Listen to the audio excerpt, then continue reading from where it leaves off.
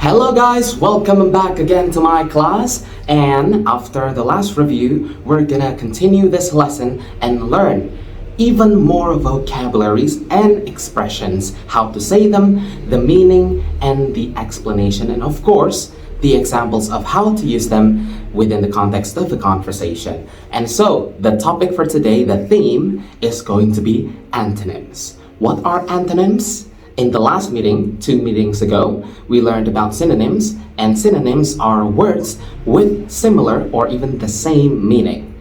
For antonym, it's quite the opposite. Antonyms are 2 words that have the opposite meaning. A very easy example would be the word good and bad. So instead of saying good and not good, or bad or not bad, it would be better for you to use them as opposites, good and bad. But that is just a pre-basic level vocabulary, and of course, because your level is now on the pre-intermediate level, you're gonna learn an even more advanced vocabulary. I'll give you one good example of antonyms for this lesson today, and that is the word ancestor. Ancestor has an antonym, and that is descendants. Now let me explain to you what ancestor is first. Ancestors are people that come before you. What does that mean? An example of your ancestor is your father, your grandfather, your parents, your grandparents, your great-grandparents, your great-great-great-great-great-grandparents are your ancestors. Descendants is the opposite meaning that it is your son, your grandsons, your great-grandsons, your daughter, your granddaughter, your great-granddaughter, your great-great-great-great-great-grandchildren are all your descendants. That is example number 1. And now, example number 2. Antonym is not limited to only adjectives. Antonyms also exist in the group words of verb. An example is the word combine. And combine has an antonym that is separate.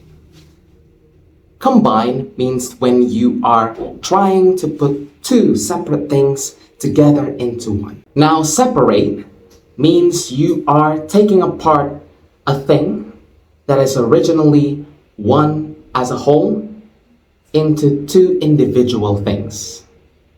That is example number 2. Now I'm going to give you the third example of antonyms, and that is the word compulsory and voluntary.